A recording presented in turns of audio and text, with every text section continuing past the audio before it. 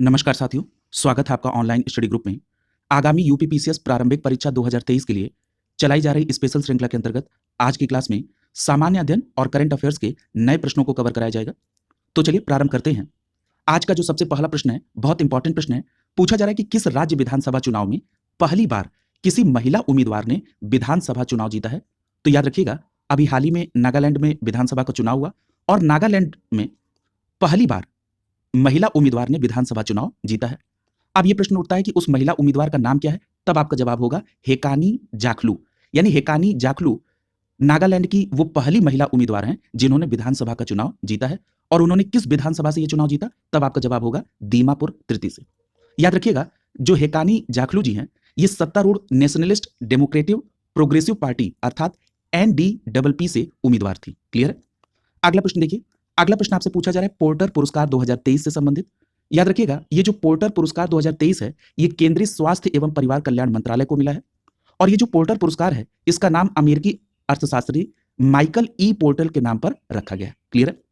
याद रखिएगा, ये जो पोर्टर पुरस्कार है, इसकी घोषणा प्रतिस्पर्धा संस्थान IFC, US Asia technology management centre अर्थात USATMC और स्टैनफोर्ड यूनिवर्सिटी के द्वारा आयोजित द इंडिया डायलॉग्स में की गई है। यदि हम इस सम्मेलन की विषय पर बात करें तो इस सम्मेलन का विषय था भारतीय अर्थव्यवस्था 2023, नवोन्मेषण, प्रतिस्पर्धात्मकता और सामाजिक प्रगति। क्लियर है? तो इतनी बातें आप यहां पर पोर्टर पुरस्कार 2023 से संबंधित याद रखेंगे। अगला प्रश्न देखिए। अगले प्रश्न में आपसे पूछा जा रहा है कि क्वाड के सदस्य देशों के विदेश मंत्रियों की बैठक मार्च 2023 में कहां पर संपन्न हुई? तब आपका जवाब होगा नई दिल्ली में। याद रखिएगा, सितंबर 2022 में इसकी जो बैठक थी वो न्यूयॉर्क में संपन्न हुई थी। क्लियर है? ये बात भी आप ध्यान में रखेंगे। और क्वाड से संबंधित जो महत्वपूर्ण बेसिक जानकारी है वो आपको पूर्व की कक्षाओं में दी जा चुकी हैं, इसलिए उसको रिपीट करके अनावश्यक समय व्यर्थ नहीं किया जाएगा। नए तथ्यों को शामिल करते हुए इस श्रृंखला को और महत्वपूर्ण बनाया जाए। अगले प्रश्न की तरफ बढ़ते हैं। पूछा जा रहा है कि भारत ने पर्वतीय पूर्वोत्तर क्षेत्र में अब तक का जो सबसे बड़ी जल विद्युत परियोजना को मंजूरी दी है उसका नाम क्या है? तो उसका नाम है दिबांग बहुउद्देशीय परियोजना, जिसको शॉर्ट फॉर्म में MPP के नाम से जानते हैं। याद रखिएगा, ये पर्वतीय पूर्वोत्तर क्षेत्र में अब तक की सबसे बड़ी जल विद्युत परियोजना है।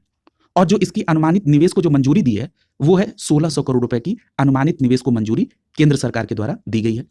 याद रखिएगा, ये जो दिबांग बहुउद्देशीय परियोजना है ये NHPC लिमिटेड के द्वारा विकसित किया जाएगा। और ये जो दिबांग बहुउद्देशीय परियोजना है ये अरुणाचल प्रदेश में दिबांग नदी पर बनेगी। क्लियर है?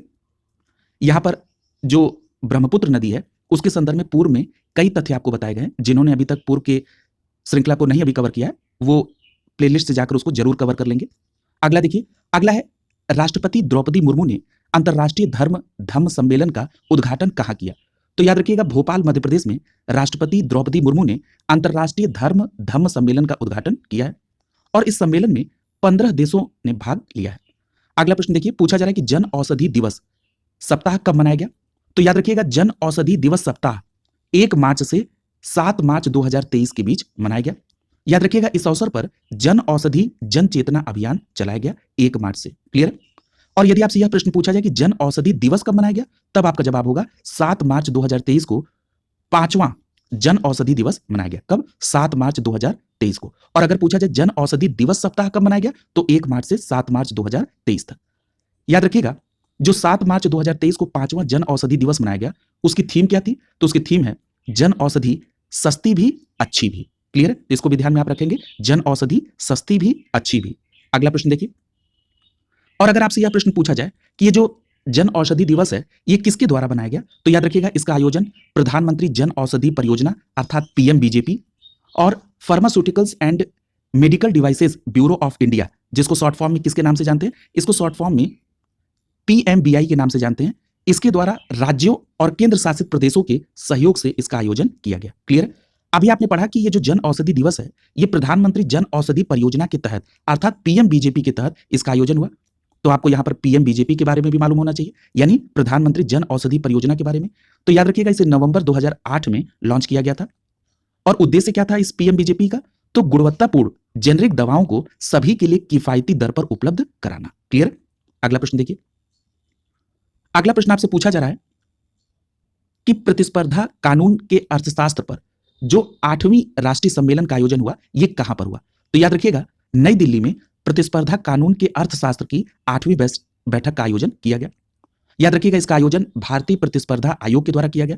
अब यहां पर करंट का एक और प्रश्न आपसे पूछा जा सकता है कि अभी हाल ही में भारतीय प्रतिस्पर्धा आयोग अर्थात डबल सीआई के तीसरे क्षेत्रीय कार्यालय का उद्घाटन किया गया, ये कहां पर किया गया? तो याद रखिएगा ये मुंबई में किया गया। यानी यहां पर दो तथ्य आपको मिल रहे हैं करंट से रिलेटेड कि जो प्रतिस्पर्धा कानून के अर्थशास्त्र पर जो 8वीं राष्ट्रीय सम्मेलन हुई वो नई दिल्ली में हुई भारतीय प्रतिस्पर्धा आयोग के द्वारा, और भारतीय प्रतिस्पर्धा आयोग अर्थात डबल सीआई का तीसरा क्षेत्रीय कार्यालय का उद्घाटन मुंबई में हुआ।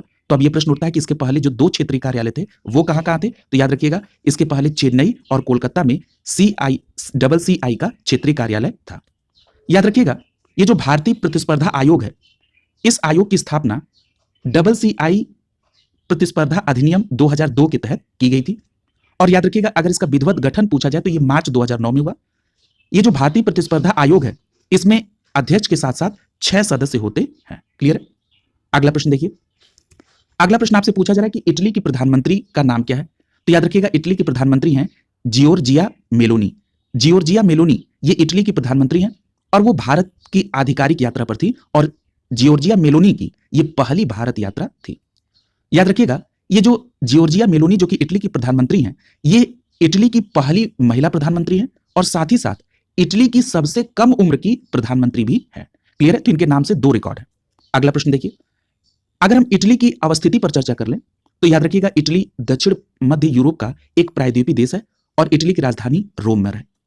इटली की राजधानी रोम है और इसके उत्तर में क्या है? अगर इसकी सीमा को देखें तो इसके उत्तर में एड्रियाटिक सागर है और इटली के दक्षिण में भूमध्य सागर है।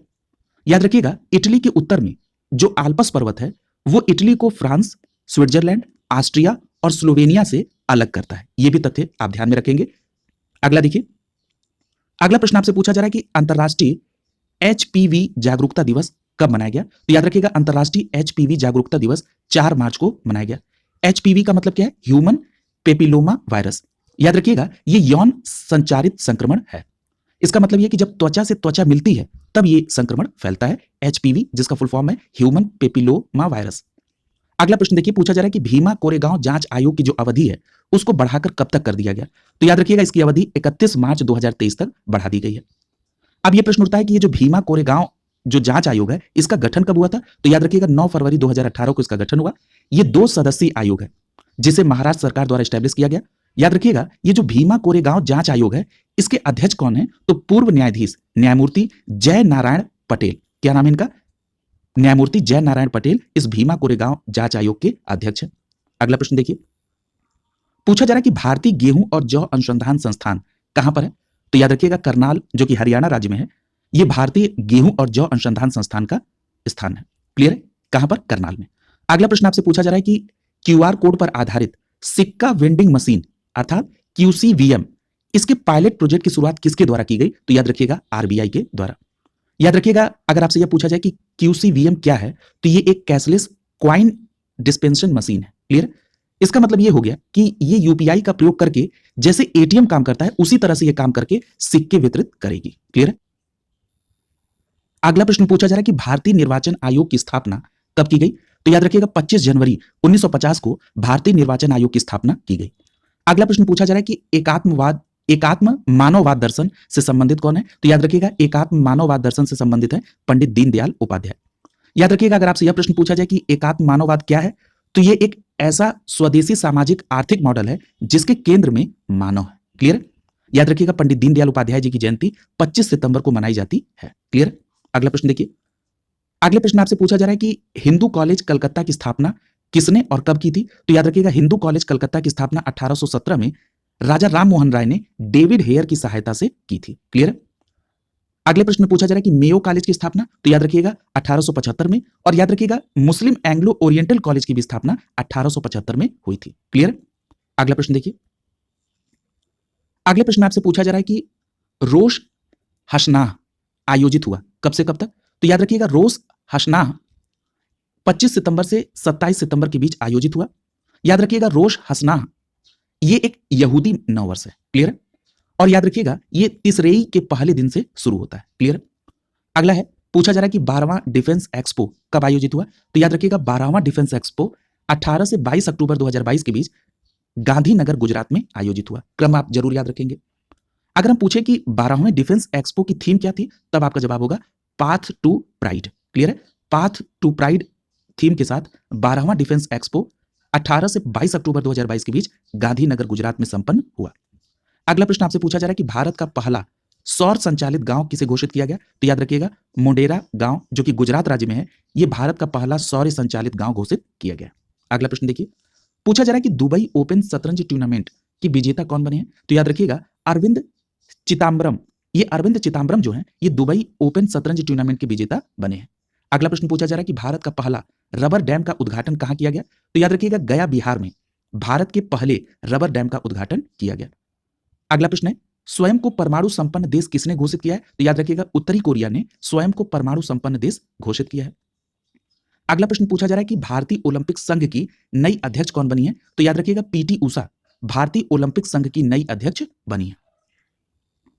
अगला प्रश्न पूछा जा रहा है अंतरराष्ट्रीय क्रिकेट परिषद अर्थात आईसीसी के नए अध्यक्ष कौन है? तो याद रखिएगा आईसीसी के नए अध्यक्ष हैं ग्रेग कार्बले। क्या नाम है? ग्रेग कार्बले। अगला प्रश्न पूछा जा रहा है यहां पर स्लोवेनिया होगा, स्लोवेनिया की पहली महिला राष्ट्रपति का नाम क्या है? तो याद रखिएगा नताशा पिरक मुसर।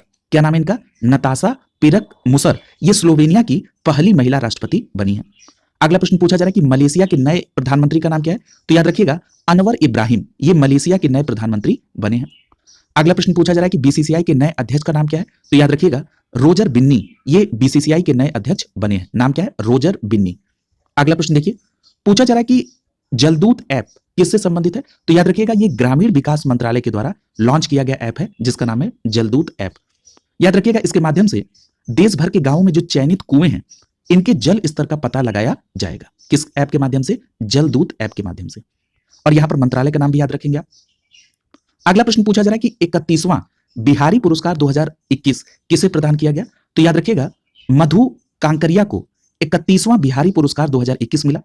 अब यह प्रश्न उठता है कि मधु कांकरिया के किस उपन्यास के लिए उन्हें 31वां बिहारी पुरस्कार मिला? तब आपका जवाब होगा हम यहां थे। ये इनके उपन्यास का नाम है। क्लियर?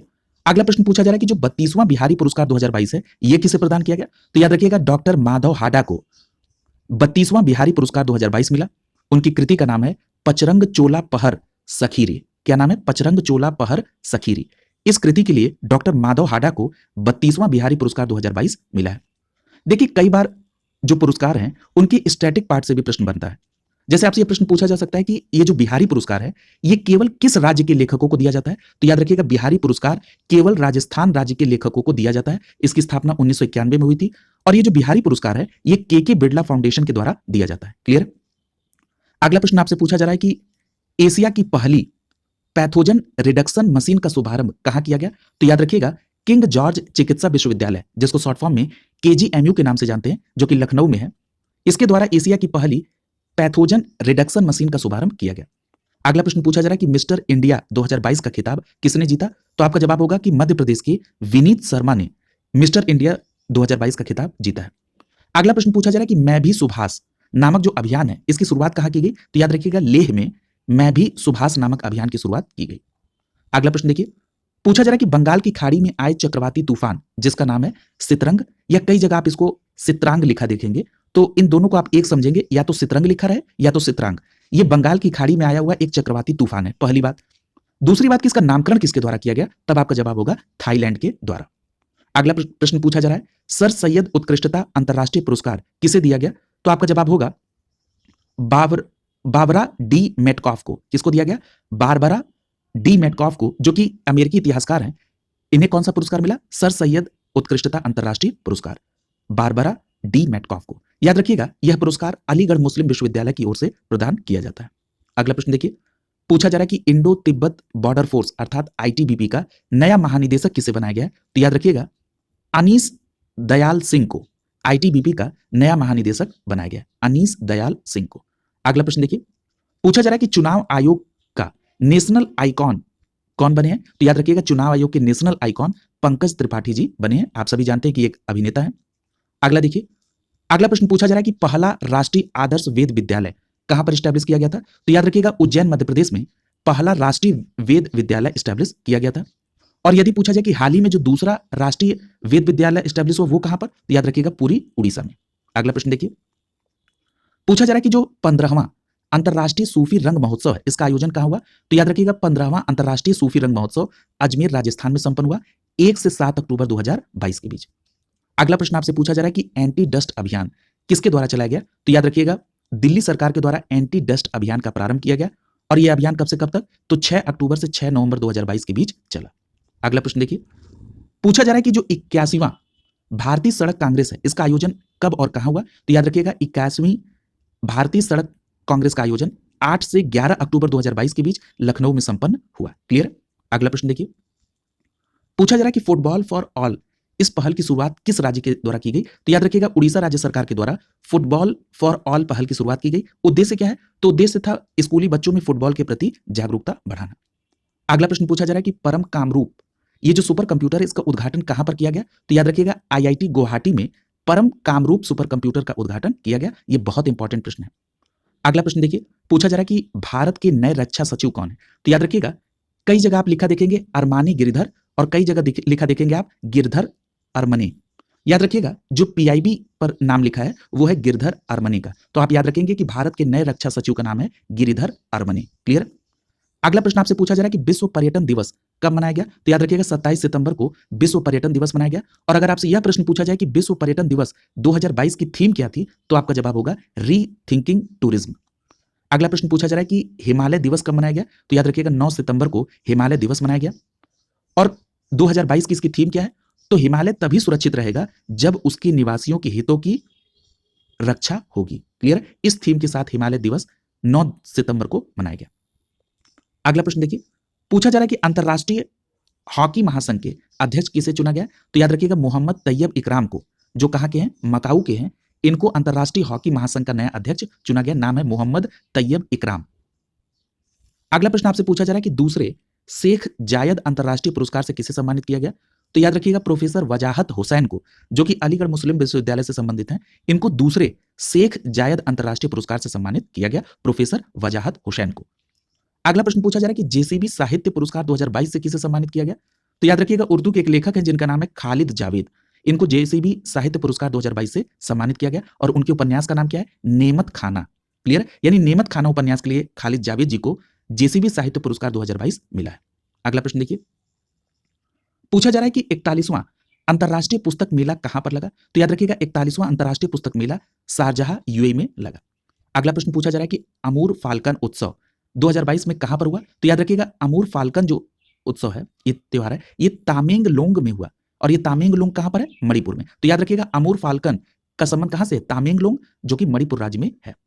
अगला प्रश्न पूछा जा रहा है कि गैस्टेक मिलान 2022 ये कहां पर आयोजित हुआ? तो याद रखिएगा गैस्टेक मिलान 2022 इटली के मिलान शहर में आयोजित हुआ।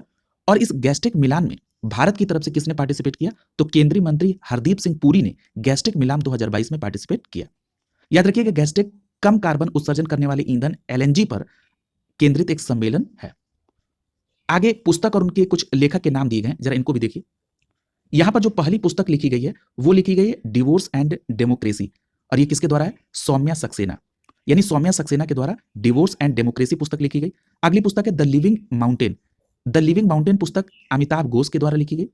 अगला है अंबेडकर एक जीवनी संविधानवादी लेखन, ये किसके द्वारा लिखी गई? तो ये शशि थरूर जी के द्वारा लिखी गई। इनकी पुस्तकों का नाम कई बार पूछा जाता है। अगला है फॉरगॉटन रिफ्यूजीज, ये पुस्तक किसकी है? तो याद रखिएगा नंदिता हक्सर की पुस्तक का नाम है फॉरगॉटन रिफ्यूजीज।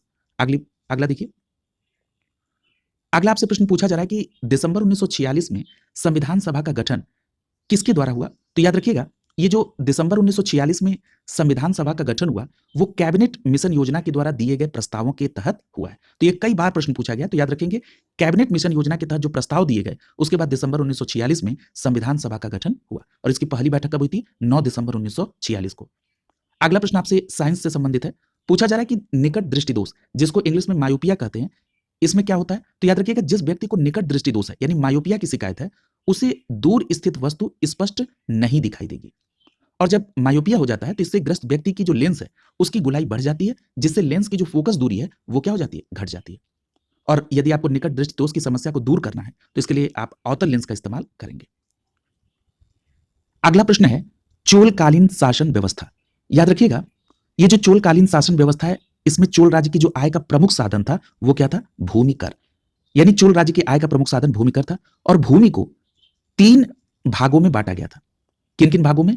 ब्रह्मदेह, देवदान और शालभोग। यानी ब्रह्मदेह, देवदान और शालभोग ये भूमि की 3 वैरायटीज थी। किस राज्यकाल में? चोल राज्य में। याद रखिएगा, एक भूमि का नाम मिलता है जिसका नाम है एरीपत्ती भूमि। ये जो एरीपत्ती भूमि है, इससे मिलने वाले राजस्व से अलग से ग्राम जलाशय प्रबंधन का निर्धारण किया जाता था। यानी जो एरीपत्ती भूमि से जो राजस्व मिलता था, इस राजस्व से अलग से ग्राम जलाशय प्रबंधन का काम होता था। याद रखिएगा, जो चोल राज्य थे, इसमें जो मंदिर थे, ये आर्थिक गतिविधियों के केंद्र थे और ये बैंकिंग के तहत कार्य करते थे। यहां पर एक बात और याद रखिएगा कि चोल राज्य में जो मानक सिक्का था, उसका नाम क्या था? कलंजू, या इसे कल्याजू के नाम से भी जानते थे। ठीक है, तो याद रखेंगे जो चोल राज्य का मानक सिक्का है उसे कलंजू या कल्याजू कहा जाता था। याद रखिएगा, इनकी सेना कटगम नामक छावनियों में रहती थी। तो यह भी याद रखेंगे, इनकी सेना कहां पर रहती थी? कटगम नामक छावनी में रहती थी। और सेना में शौर्य प्रदर्शन के लिए सैनिकों को जो भूमि प्रदान की जाती थी उसे क्या कहते थे? उसे कहते थे रक्त कोडगम। क्लियर? अगला देखिए, अगला प्रश्न आपसे पूछा जा रहा है कि रंपा विद्रोह किस क्षेत्र में हुआ था? तो याद रखिएगा, जो रंपा विद्रोह है ये आंध्र प्रदेश के गोदावरी के उत्तरी क्षेत्र रंपा में हुआ था। याद रखिएगा, ये जो रंपा विद्रोह है ये आदिवासियों का विद्रोह था, साहूकारों के द्वारा शोषण के विरुद्ध, सूदखोरी के विरुद्ध, बेगारी के विरुद्ध, वन कानूनों का उल्लंघन करने के विरुद्ध। यह रंपा विद्रोह आंध्र प्रदेश के गोदावरी क्षेत्र के उत्तरी क्षेत्र रंपा में आयोजित हुआ। और याद रखिएगा, इस विद्रोह में गुरिल्ला नीति का भी अनुसरण किया गया था। क्लियर है? अगला देखिए, अगला प्रश्न आपसे पूछा जा रहा है कि संगम ग्रंथ तोल्कापियम में किससे संबंधित है? तो याद रखिएगा, व्याकरण और अलंकार शास्त्र कहा जाता है संगम साहित्य के ग्रंथ तोल्कापियम को। तो याद रखेंगे, तोल्कापियम जो है ये व्याकरण व अलंकार शास्त्र से संबंधित है। याद रखिएगा, जो तमिल काव्य है इसे 2 प्रसिद्ध महाकाव्य में बांटा जाता है। इसमें कौन कौन सा है? पहला है शिल्पादिकारम और दूसरा क्या है? दूसरा है मणिमेखला। ठीक है, तो याद रखेंगे, तमिल काव्य के जो 2 प्रसिद्ध महाकाव्य हैं, एक है शिल्पादिकारम और दूसरा है मणिमेखला। आप जरा ये समझ लीजिए कि शिल्पादिकारम इसमें किस चीज का वर्णन है? तो याद रखिएगा, शिल्पादिकारम में एक प्रेम प्रसंग का वर्णन है। अब ये प्रेम प्रसंग किसके बारे में? तो याद रखिएगा, कोवलन नामक एक व्यापारी था और माधवी नामक गणिका के साथ उसका प्रेम प्रसंग था। उसका विवरण किसमें दिया है? शिल्पादिकारम में दिया है। और यदि पूछा जाए कि मणिमेखला में किसका वर्णन है, तो याद रखिएगा, कोवलन और माधवी की कन्या की साहसिक जीवन का विवरण जो है वो मणिमेखला में किया गया है। क्लियर? अगला देखिए, अगला प्रश्न पूछा जा रहा है कि जो जीभ है उसके आगे का भाग किस प्रकार के स्वाद का अनुभव कराता है? तो याद रखिएगा, मीठे या नमकीन स्वाद का अनुभव जीभ के आगे वाले भाग से, जीभ के पीछे वाले भाग से कड़वे स्वाद का अनुभव, और जो जीभ का किनारा भाग है इससे खट्टे स्वाद का अनुभव किया जाता है। क्लियर है? अगला प्रश्न देखिए, अगला प्रश्न पूछा जा रहा है कि पीयूष ग्रंथि क्या है? तो सबसे पहले याद रखिएगा कि जो पीयूष ग्रंथि इसको इंग्लिश में कहते हैं पिट्यूटरी ग्लैंड, और ये एक अंतःस्रावी ग्रंथि है। दूसरी बात, अगर हम इसकी स्थिति की बात करें तो यह ग्रंथि कपाल की स्फिनॉइड हड्डी की सेला टर्सिका नामक अस्थि गुहा में स्थित होती है। कहां पर? कपाल, ये जो अंतःस्रावी ग्रंथि पीयूष ग्रंथि है ये कपाल की स्फिनॉइड हड्डी की सेला टर्सिका नामक अस्थि गुहा में स्थित होती है, जो कि हाइपोथैलेमस से एक वृंत द्वारा जुड़ी हुई होती है। याद रखिएगा, पीयूष ग्रंथि मटर के दाने जैसी होती है। अगर हम बात करें पीयूष ग्रंथि की, तो याद रखिएगा, ये जो पीयूष ग्रंथि है ये अन्य अंतःस्रावी ग्रंथियों के श्रावण को, व्यक्ति की वृद्धि को, स्वास्थ्य और लैंगिक विकास को नियंत्रित करती है। इसीलिए पीयूष ग्रंथि को मास्टर ग्रंथि कहा जाता है। अगला प्रश्न देखिए, अगला प्रश्न आपसे पूछा जा रहा है हडसन जल संधि से संबंधित।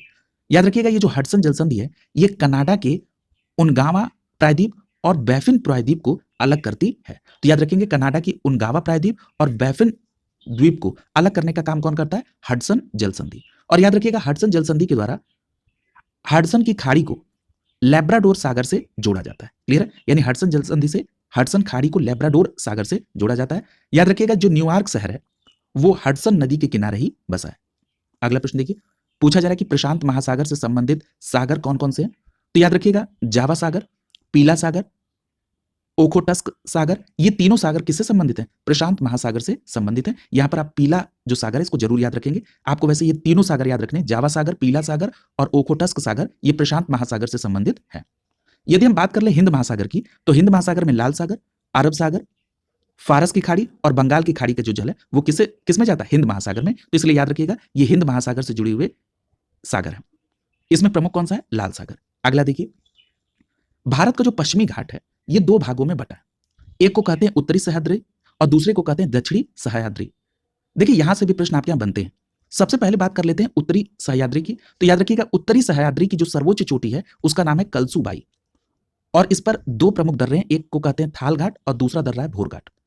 यदि हम बात कर ले यहाँ पर दक्षिणी सह्याद्री की तो इसकी सर्वोच्च शिखर को कुंद्रेमुख कहा जाता है। इसको आप जरूर याद रखेंगे। अगला प्रश्न आपसे पूछा जा रहा है कि नार्वेस्टर्स क्या है। तो याद रखिएगा नार्वेस्टर्स भारतीय स्थानीय पवन है, इसे काल बैसाखी भी कहते हैं। याद रखिएगा दक्षिण भारत में इसे आम्र वर्षा कहते हैं, बहुत इंपॉर्टेंट है। अगला देखिए, अगला प्रश्न आपको यूरोप महाद्वीप है उसके प्रमुख पर्वत से संबंधित पूछा गया।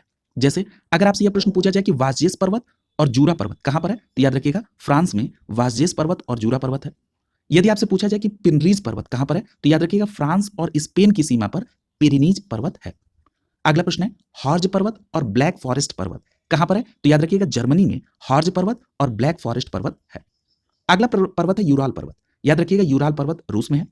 यहां पर एक बात और याद रखिएगा, अगला जो पर्वत है वो है काकेकस पर्वत। काकेकस पर्वत यूरोप और एशिया की सीमा पर विद्यमान है। क्लियर है? अगला देखिए, अगला प्रश्न आपसे पूछा जा रहा है कि विश्व की रोटी की टोकरी किसे कहा जाता है। तो याद रखिएगा विश्व की रोटी की टोकरी प्रेयरीज मैदान को कहा जाता है। अगला प्रश्न है कि जो अफ्रीका की प्रमुख झीलें हैं उनको बड़े से छोटे के क्रम में आप व्यवस्थित करिए। तो याद रखिएगा इसमें सबसे बड़ी झील विक्टोरिया है, उसके बाद तंगानिका है, उसके बाद न्यासा झील है और उसके बाद चाड झील है। तो सबसे पहले आप ये याद रखेंगे कि ये अफ्रीका की झीलें हैं और उसके बाद इनका बड़े से छोटे के क्रम में आप इनका स्थान भी ध्यान में रखेंगे, विक्टोरिया, टंगानिका, न्यासा और चाड। आगे देखिए कुछ घाटियां हैं और उनसे संबंधित देश के नाम दिए गए। जैसे स्वात घाटी कहां पर है, पाकिस्तान में। अगर आपसे पूछा जाए कि वोल्गन घाटी, तो याद रखिएगा वोल्गन घाटी ऑस्ट्रेलिया में है। और यदि आपसे पूछा जाए कि ब्लैक वुड घाटी कहां पर है, तो याद रखिएगा ब्लैक वुड घाटी भी कहां है, ऑस्ट्रेलिया में। अगला है चितवन घाटी। तो याद रखिएगा चितवन घाटी कहां पर है, नेपाल में। अगला प्रश्न पूछा जा रहा है कि प्लीजेंट घाटी कहां पर है, तो याद रखिएगा यूएसए में प्लीजेंट घाटी है। और अगर पूछा जाए कि रैबिट घाटी, तो रैबिट घाटी भी कहां पर है, यूएसए में। अगला प्रश्न पूछा जा रहा है कि हेबर घाटी, तो याद रखिएगा हेबर घाटी जो है ये कहां पर है, कनाडा में। तो इस प्रकार जो प्रमुख घाटियां थी और उनकी अवस्थिति थी वो आपने यहां पर देखा। आज की क्लास यहीं कंप्लीट होती है। अगली क्लास में नए प्रश्नों के साथ मुलाकात होगी। शुभकामनाओं के साथ आप सभी का बहुत बहुत धन्यवाद।